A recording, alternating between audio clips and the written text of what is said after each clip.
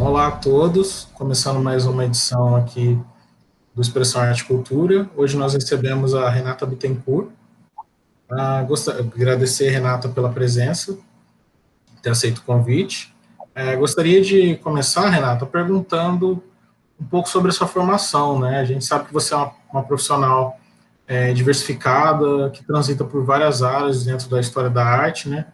Gostaria de saber como se deu o seu interesse para a história da arte, né? O que te despertou para adentrar nesse campo de estudos? Bom, primeiro, queria cumprimentar vocês, agradecer por esse convite, Kleber, Martinho, muito bom poder estar aqui conversando e trocando com vocês, né?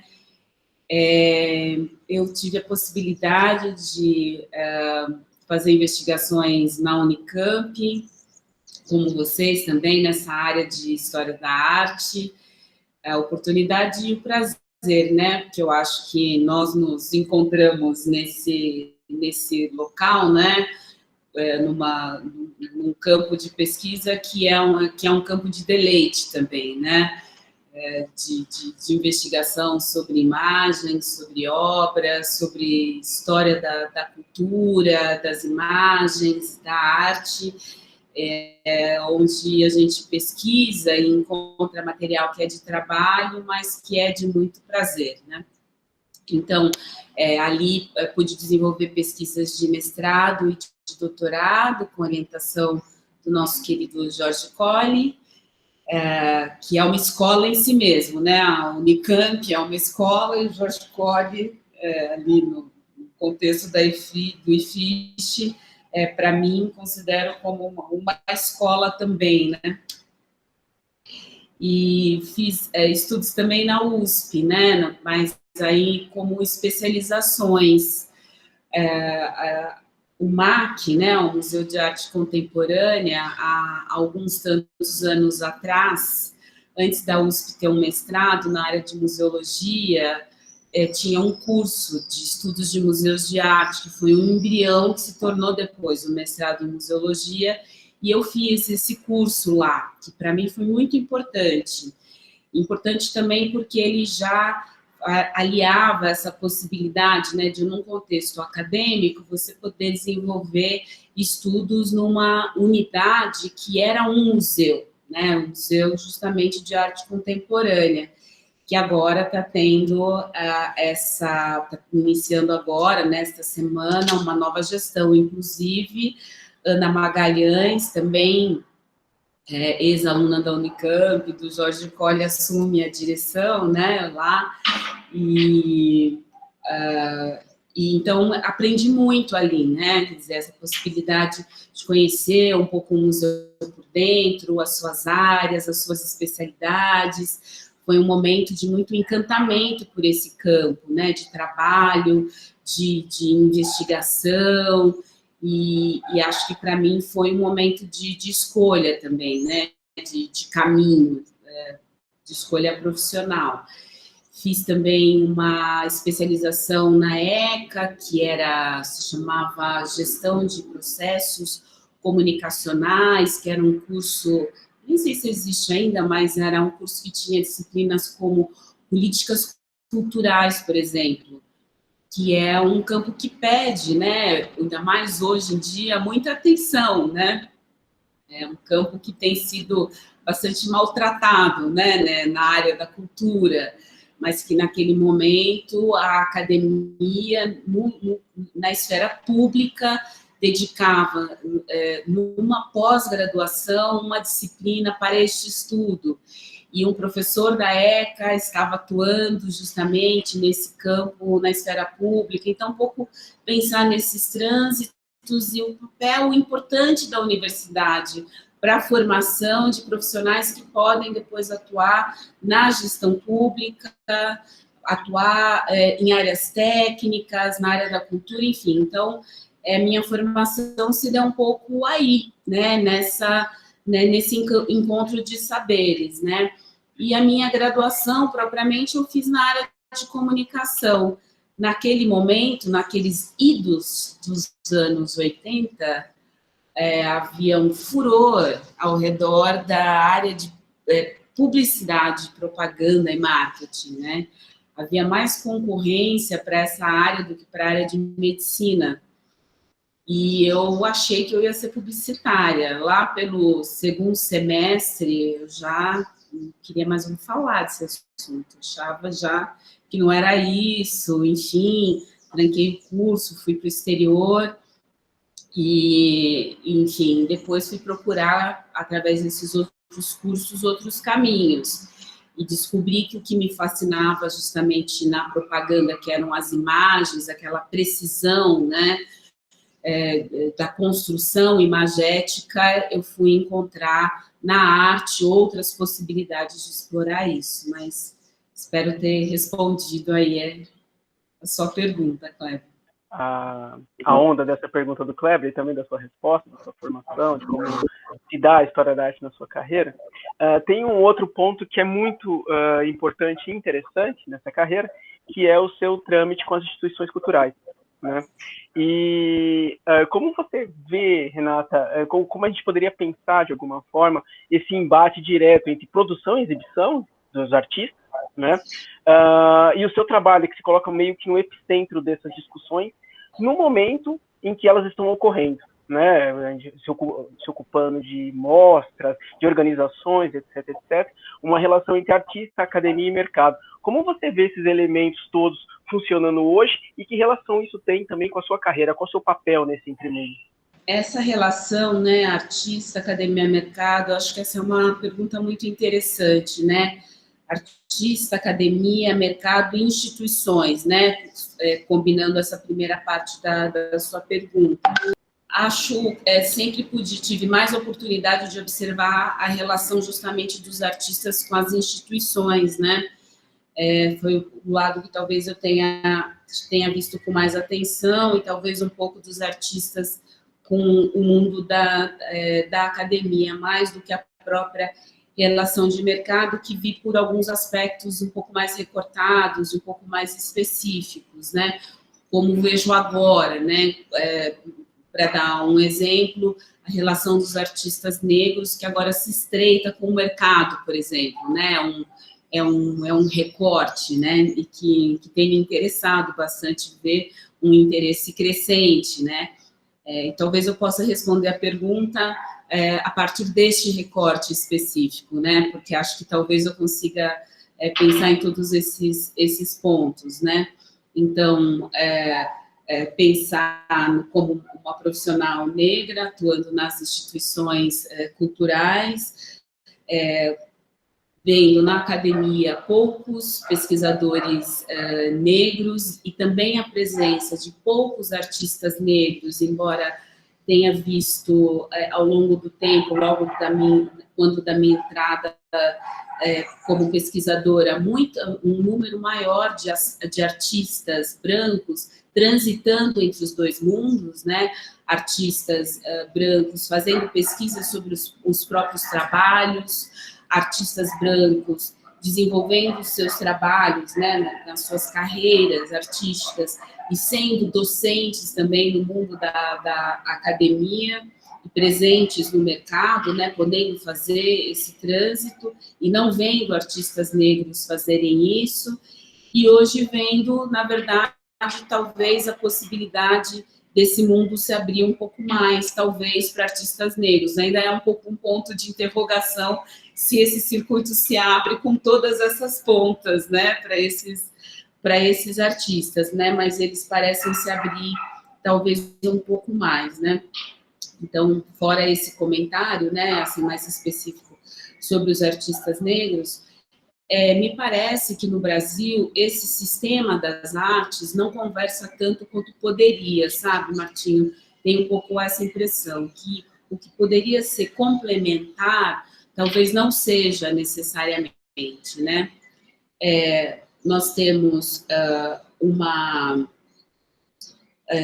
uma relação de mercado que é muito vinculado ao universo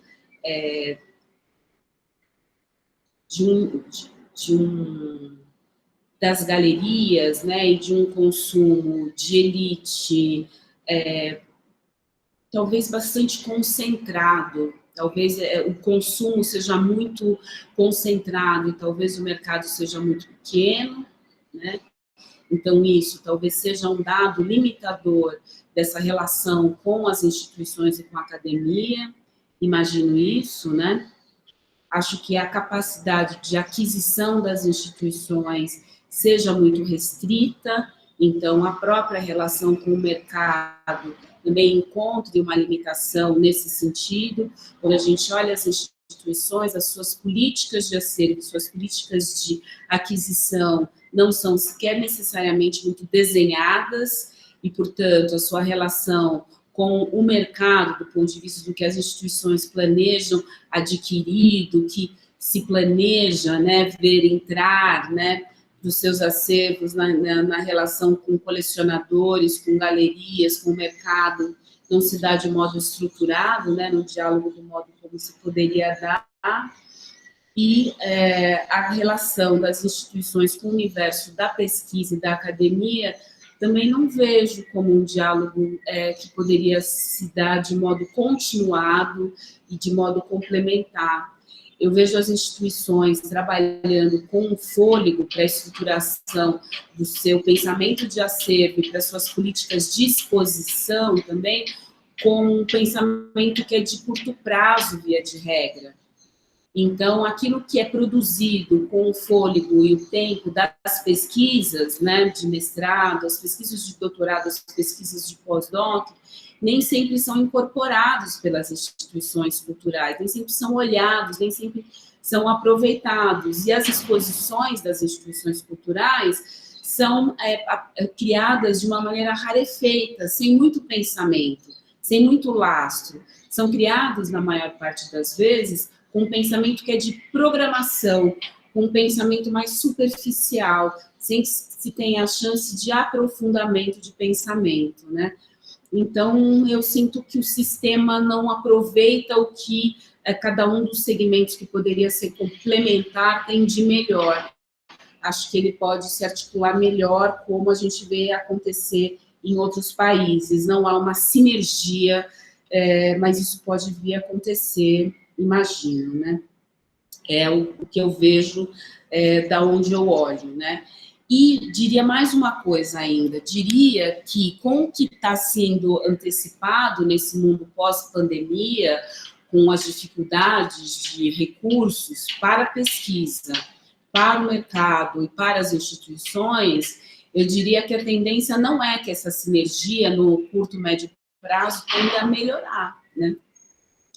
Imagino que fique mais difícil ainda esse azeitamento dessas relações e dessas relações complementares. Pegando gancho nessa sua resposta, você falou enfim, um pouco sobre os artistas negros, essa dificuldade que eventualmente eles têm de transitar entre diversos lugares, como é mais comum com artistas brancos.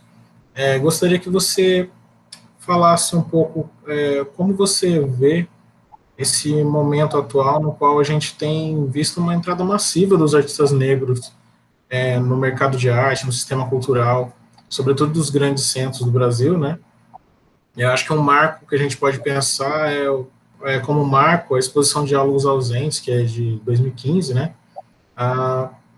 E a partir daí a gente tem visto, né, uma série de artistas que antes negros, né, que não tinham tanta visibilidade, transitando entre os grandes museus, essas grandes instituições culturais, né?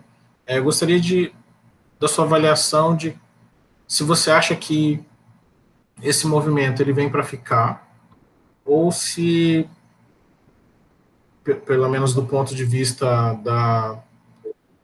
de continuar tendo aceitação, continuar tendo divulgação dentro desses espaços, e como você entende que essas instituições culturais estão olhando para esses artistas, porque aparentemente é um sucesso de público e crítica, né? Mas gostaria da sua avaliação, se você acha que isso vai ser algo mais perene.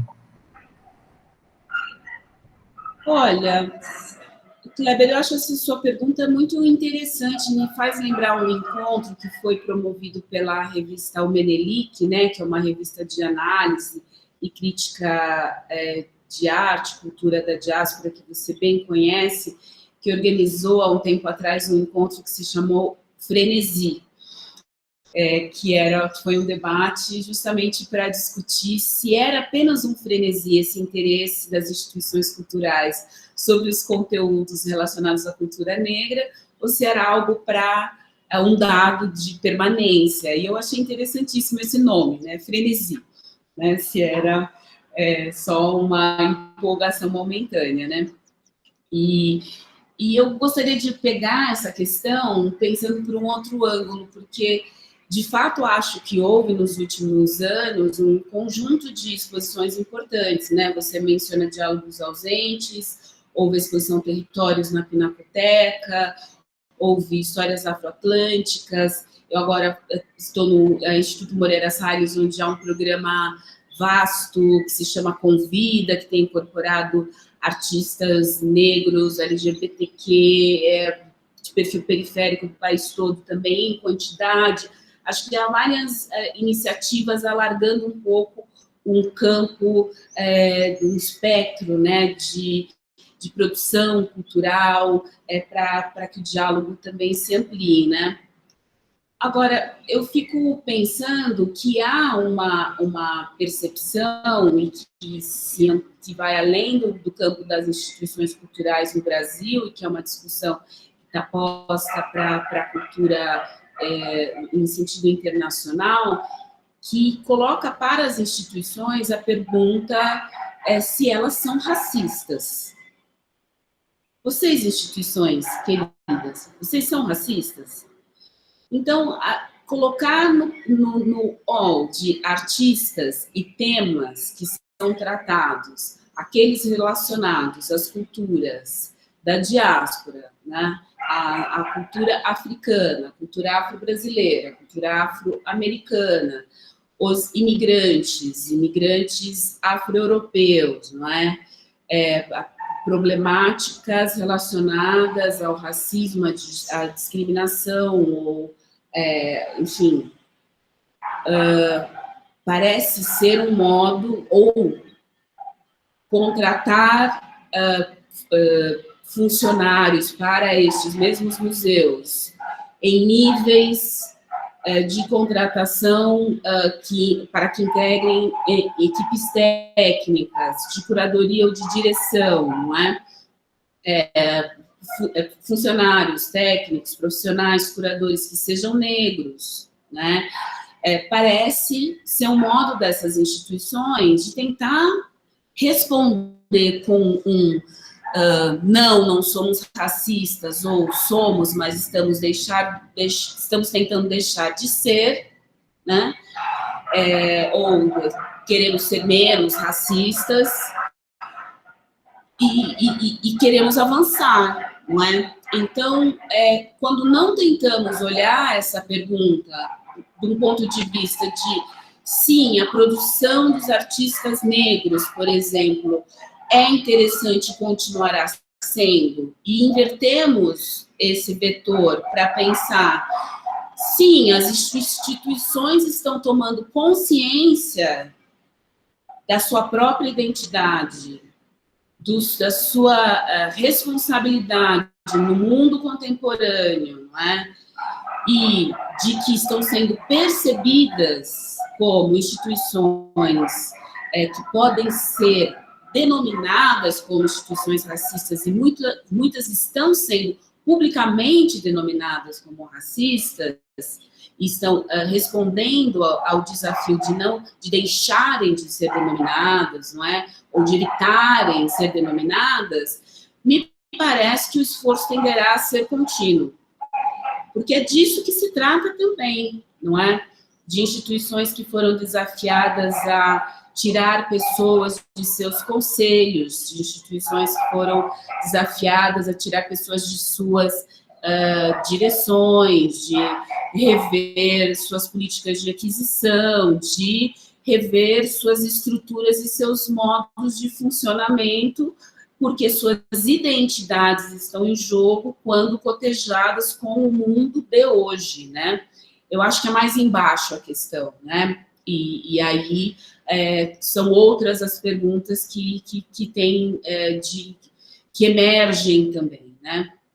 Então, nesse sentido, me parece que esse interesse tende a permanecer, porque as estruturas tendem a se modificar, são chamadas a se modificar, porque daí somos chamados a pensar no Brasil necessariamente, porque este país, com esta história, com essa constituição de população, não vai se sustentar dessa maneira, não é?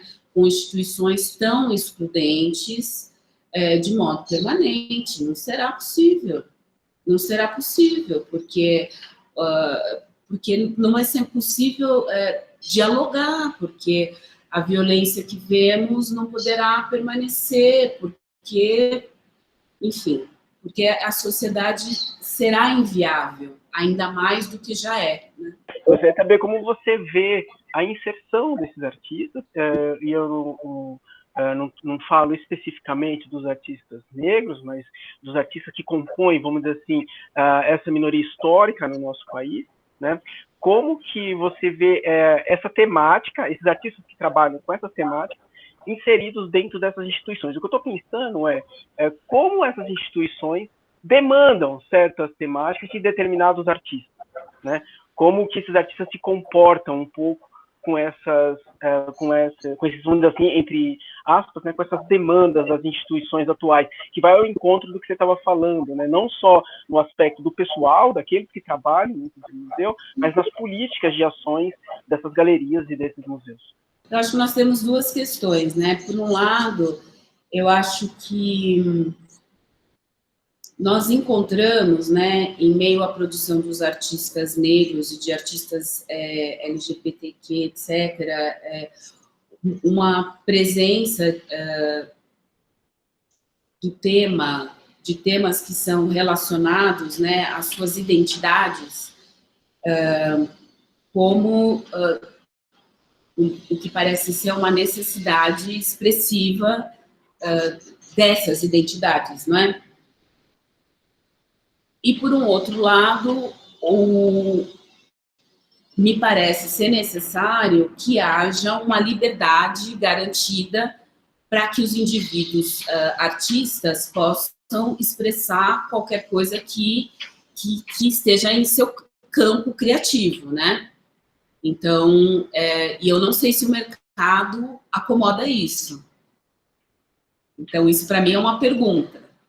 Não sei se o mercado acomoda isso, né? Ou se o mercado quer fazer este encaixe, né? Se o mercado enxerga o artista negro que possa se expressar quando acompanhado do rótulo. O que é um artista negro para o mercado, né?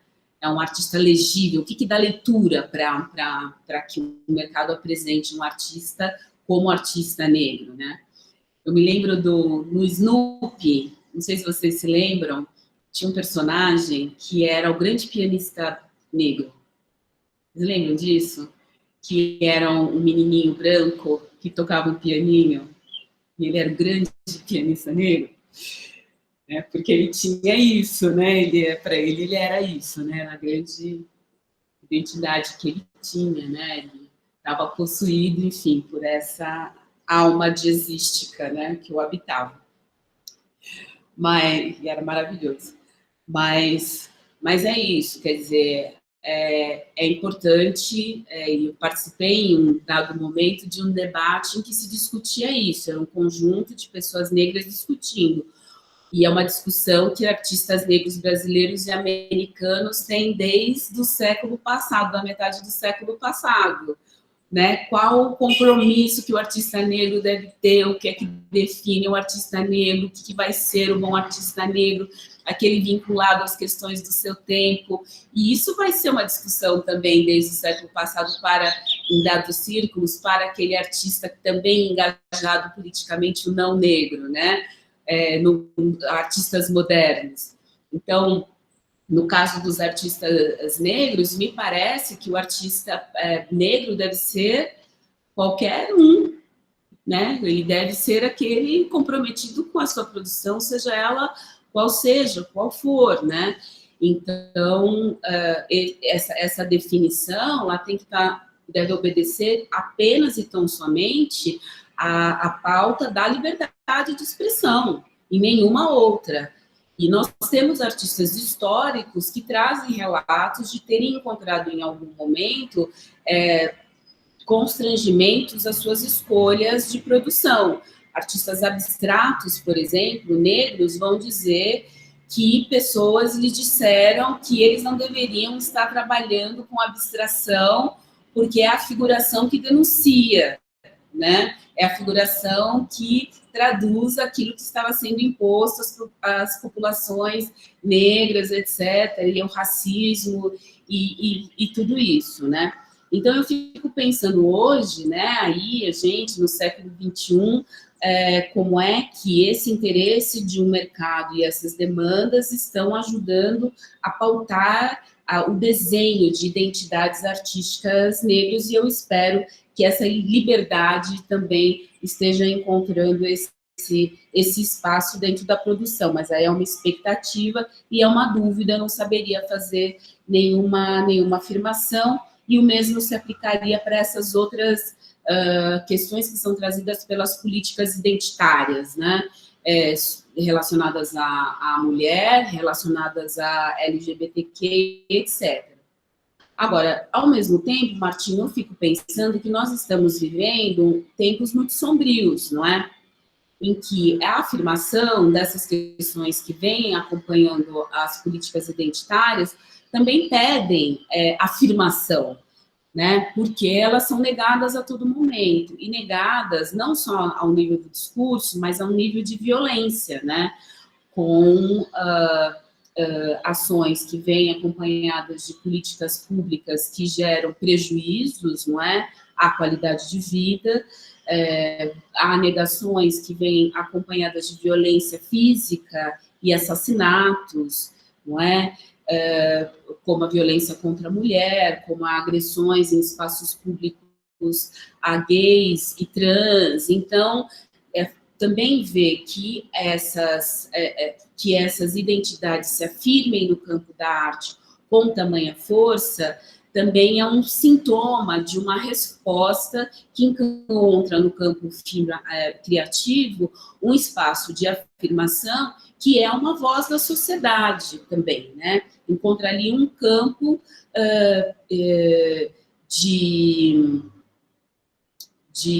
não quero usar a palavra resistência, mas quero dizer que é um campo de manifestação, é um campo em que o exercício político se torna presente, não é? Se reforça, e isso é valioso também no tempo em que a gente vive, né? E a voz negra também encontra espaço ali. Então, eu quero dizer que, independente do que desenha ou não o mercado, eu diria que, para a sociedade, esse reforço de identidade acaba também sendo sintomático de uma resposta a uma sociedade que encontra repressão e negação em outros campos, em outras esferas. Gostaria de falar um pouco sobre a sua obra dentro da academia, né? Que acho que tem toda a vinculação, é muito vinculado a tudo que você desenvolveu e é o que você está dizendo para a gente agora. Gostaria que você falasse um pouco sobre como foi para você fazer sua pesquisa, que eu considero uma das pioneiras no que diz respeito à raça e história da arte no Brasil. Eu acho que ela é um marco na historiografia brasileira. E como você avalia o impacto, né, de quando você fez a sua dissertação, a sua tese, para o que está se discutindo na historiografia da arte brasileira hoje em dia. Bom, obrigada. É engraçado, sabe, Kleber, porque a minha dissertação já tem uns 15 anos aí, né? E quando eu terminei, eu dizia isso a um amigo recentemente, e havia até a possibilidade de publicá-la depois, eu li, eu falava, puxa vida, mas será?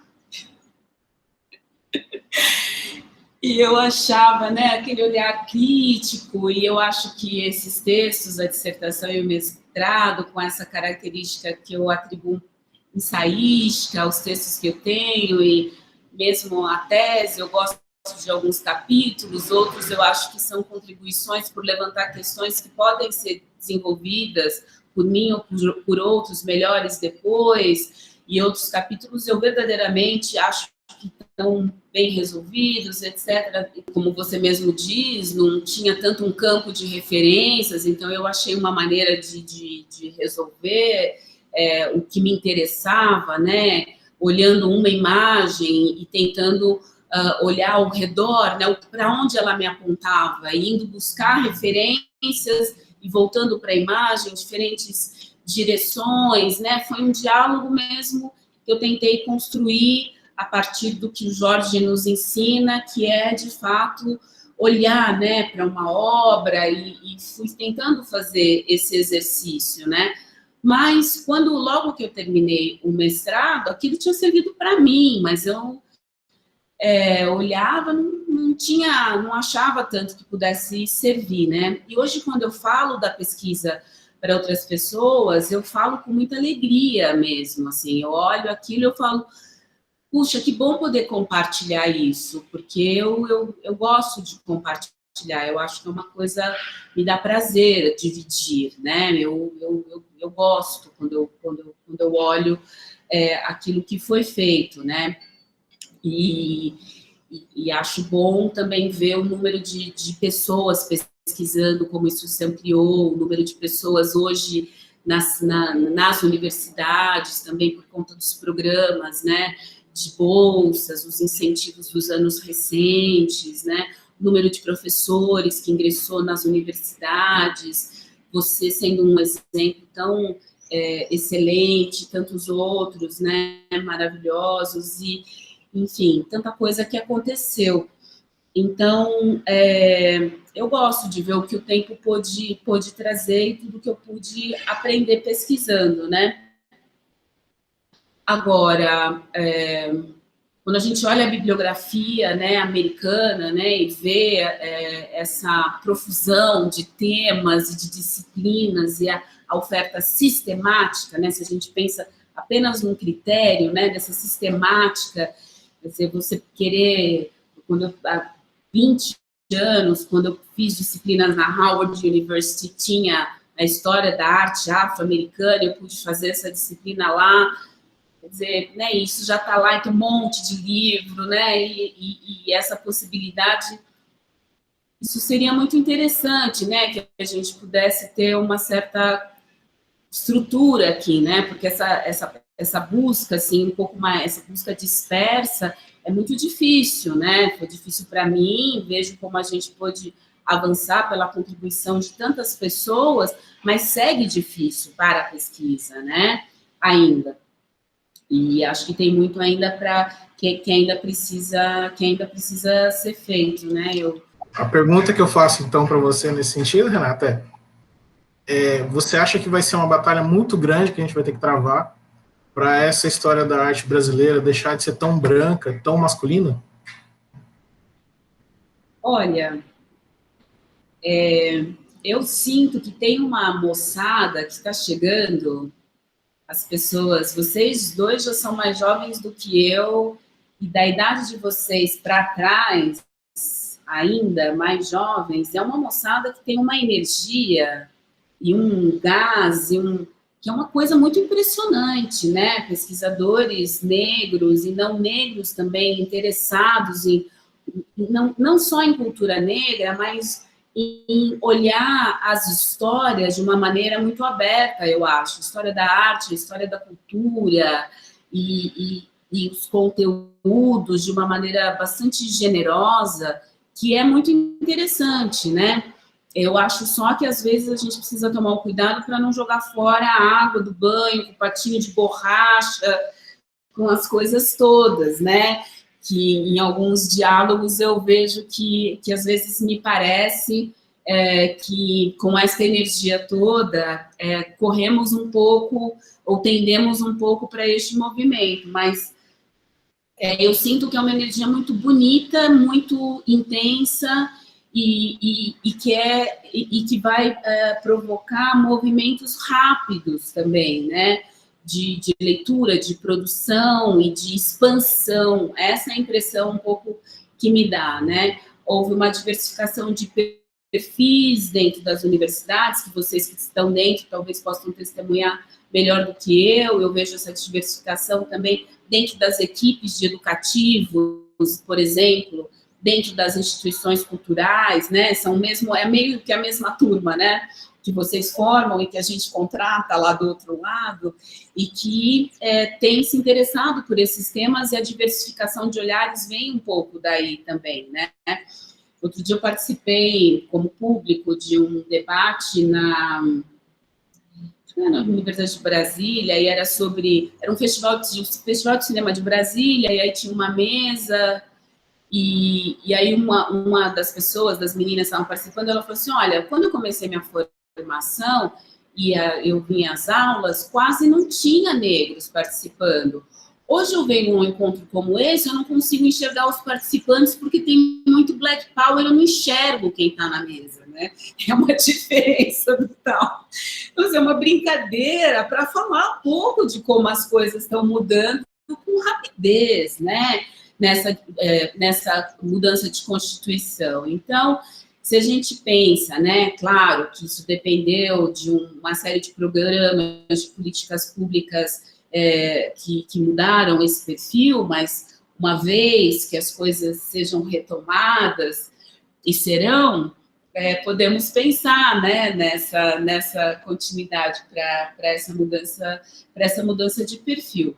Agora, respondendo mais concisamente a sua pergunta, Kleber, são muitas variáveis para essa mudança, né, desse olhar para a história da arte. Eu acho que depende de um interesse de pesquisadores, depende de um olhar cuidadoso para os conteúdos que são abordados nas disciplinas, na graduação e também naquilo que é ministrado na pós, né, no campo das universidades. As instituições culturais têm um papel também, tem coisas que estão nas reservas que precisam ser trazidas à luz, tem aquisições que precisam ser feitas, tem exposições que precisam ser pautadas, quer dizer, tem uma série de coisas que precisam ser recalibradas, né, no campo, no sistema das artes como um todo, né, para que, aos poucos, os assuntos recebam ênfases diferentes, né, artistas mulheres recebam mais espaço, apesar da nossa historiografia ter uma ênfase interessante em mulheres, por exemplo, no modernismo, né? Mas para que algumas áreas recebam mais luz e as narrativas possam ir se renovando. A ideia do Dandy Negro discutido na sua tese, Renata, ou seja, o retrato que o Carlos Chamberlain vai fazer do Timóteo em 1909, realmente é extraordinário, né? Queria que você contasse um pouquinho para a gente qual foi a motivação na escolha desse retrato específico para desenvolver as reflexões que você desenvolve na sua tese, e também como você vê a relação desses personagens, o personagem criado pelo Chamberlain, mas também o personagem do Timóteo enquanto Dandy. Bom, eu tive o prazer, né, de ter você na minha banca, né, Martinho, que foi ótimo, de aprender muito com a sua participação, sendo admiradora também das suas pesquisas. Essa ideia do retrato, né, que foi um tema, né, no mestrado, foi um retrato, e escolher um retrato para o doutorado, a motivação primeira é considerar a situação de exceção, né, porque negros não são objeto de retrato no campo da pintura, né? Nem no 19, nem no caso desse escolhido para a tese, já é um retrato de início do século XX, né?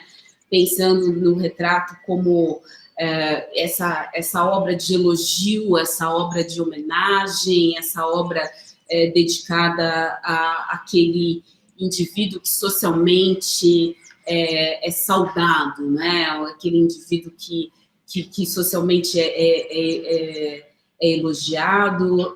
Então, negros raramente são destacados na sociedade por um retrato no Brasil do século XIX, ou na primeira, ou mesmo na segunda década do século XX. Não temos tantos exemplos. Então, isso já merece uma atenção na história da arte, né? Escolher retratos, e nesse caso é um retrato belíssimo, né? É um retrato importante. Então, isso motivou essa escolha. E um retrato que traz, além de trazer um homem negro, traz um homem negro numa situação especial, que é essa situação de representação como dandy. Então, a motivação era buscar o porquê. Por que ele é representado dessa maneira, né? Essa representação quase uma penumbra, né? Uma situação de representação sofisticada desse homem com essa bengala, com esse terno, chapéu no interior, que parece ser de um café, talvez. Então, por que essa representação de um homem brasileiro em 1909, né? Quer dizer, escravidão anteontem, ele jovem, em Paris, né? Então, é um pouco pensar como é que um retrato, como a pintura pode ser reveladora de outros dados de realidade social, né, brasileira, num país tão marcado pelo racismo, tão marcado por lugares sociais determinados. Quer dizer, um país que, por exemplo, se a gente pensa nas representações dos negros, né, sequer há sapatos. No maior número das representações de corpos negros, através de um século inteiro, ou mais de um século até, na iconografia brasileira, né, porque é a indicação daquele corpo que é objeto, né, que é possuído que é posse de alguém, que é o corpo do escravo, né. Então, ali é um indivíduo completo. Além de indivíduo completo, ele é alguém que tem ele é um artista, né? Além disso, é alguém que é representado por outro artista e que fez autorretratos, 3 deles em pintura. Então, eu tenho ali todo um universo de representações para observar um sujeito em um conjunto de imagens e contrapô-los, criar um caleidoscópio de representações de um homem negro e tentar investigar como essas representações podem ser complementares para a investigação dessa identidade ou dessas identidades múltiplas, né? Isso é muito raro, né? No caso brasileiro, no início do século XX, na passagem do 19 para o 20, né? E também por ser a representação, quer dizer, acho que a tese até não se interessa tanto quanto poderia pelo pintor, né, que é o Chamberlain, na verdade. Eu espero que alguém o investigue mais, vou ter grande interesse até de ver, mas eu estou tão fascinada, né, pelo Arthur Timóteo, também por ele ser esse pintor extraordinário, e que bom que o Kleber o pesquisou também, né, e fez essa tese maravilhosa sobre ele, porque é isso, né? E que bom que o Museu Afro tem as pinturas dele, realizou recentemente uma exposição sobre ele, porque também é uma peça importante da história da arte brasileira, este homem negro, né? Então, também poder, a partir dessa identidade revelada por essas pinturas, apresentar um outro aspecto de uma figura importante para essa história da arte, uma figura criadora, né? E importante, talvez não tão celebrada, né, desta nossa história da pintura. Então, tudo isso foi fator motivador para essa investigação. E porque também eu acho que o homem negro brasileiro precisa ser olhado de outra maneira, né? Essa figura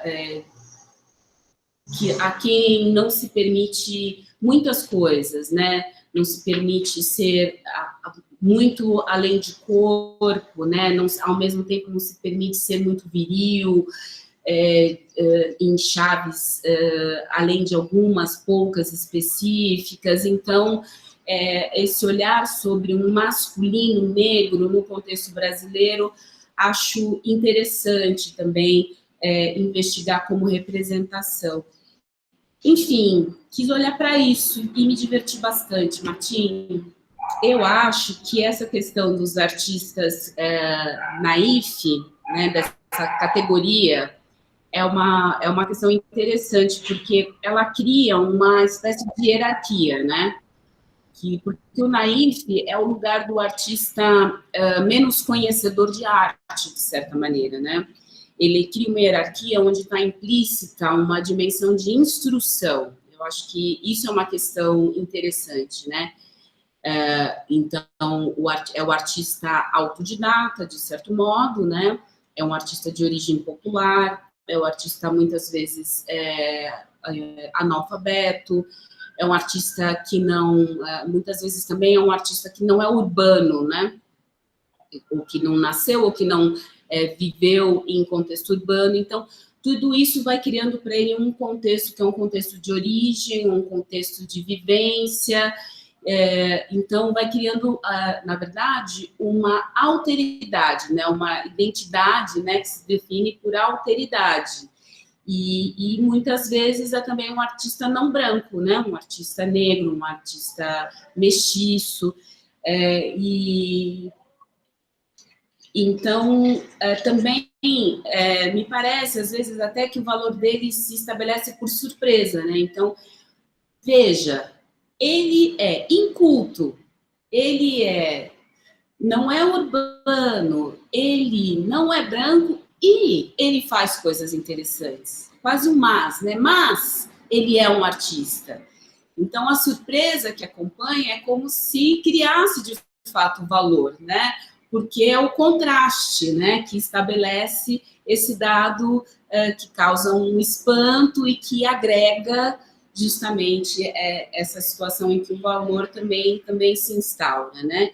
Então, eu acho que, acabo falando, às vezes brincando, né, que hoje é uma categoria, né, como você disse, né, uma categoria um pouco em revisão, né, que são os artistas que eu brinco, são os ex-naif, né? Não tem um nome novo ainda, né, mas é uma categoria um pouco em revisão, porque o que fazer também com essa categoria, né?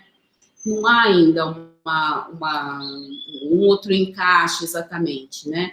O que seria preciso seria apenas que a gente pudesse olhar com um olhar um pouco despido de tanto estigma, né? Dessa hierarquia tão marcante, talvez, né? Porque em alguns casos, aqui atrás de mim tem uma obra do Volpe, né? Que talvez não fosse um artista com uma educação formal tão acadêmica, mas sobre ele não se impõe o mesmo estigma que se impõe sobre outros, né? Ele não sofre o mesmo peso de definição identitária pela mesma carga de alteridade do que outros, né?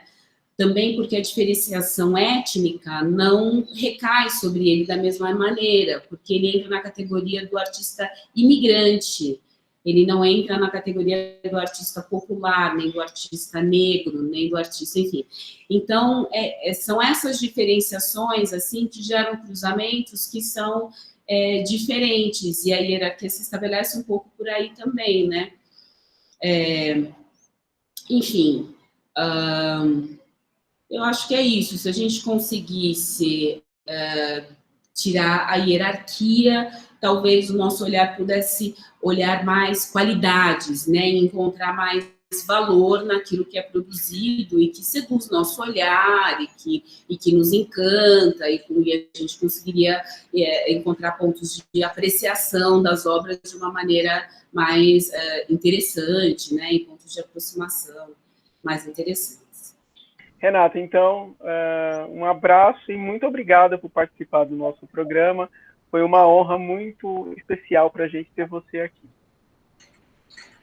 Muito obrigada pelo convite, um prazer poder estar com vocês conversando, e parabéns por essa iniciativa. Já sou fã da série, adorei o programa com o Jorge Colli, e vou seguir acompanhando. Obrigado. Obrigado. Tá? Podemos começar quando estiverem prontos. Vai. Tá bom. Você quer começar ou eu começo igual da outra vez? Deixa eu ver. Tá, deixa eu começar então dessa vez. Maravilha, vamos embora. Para que retrato? Onde? Quando? Retrato, se você quiser comprar, é para me dar, você não vai comprar para você. Renata, eu não jogo no Barcelona. Não dá pra ficar. Você tirou foto, Renata? Eu acho que eu tirei. Nossa, isso, Renata. Arthur Timóteo tá ficando muito caro. A gente não vai ter como ter mais. Maravilhoso. Mas tão lindo o retrato. Eu levei a Ana lá para ver. Ela ficou louca também. Achou maravilhoso o retrato. Não é. Acabei com os sonhos da pessoa. Vi esfarelar os sonhos assim, ó. Clim, clim, clim, clim, clim. Nossa. Ou aquele que tem no Museu Afro, né, Martim? Que o Martim falou que era avatariano. É verdade, com as flores todas. Né? Não tinha como, velho. Não tem nada a ver com o que ele já fez. Assim. Era uma pergunta fácil, Kleber. Não era para fazer pergunta difícil.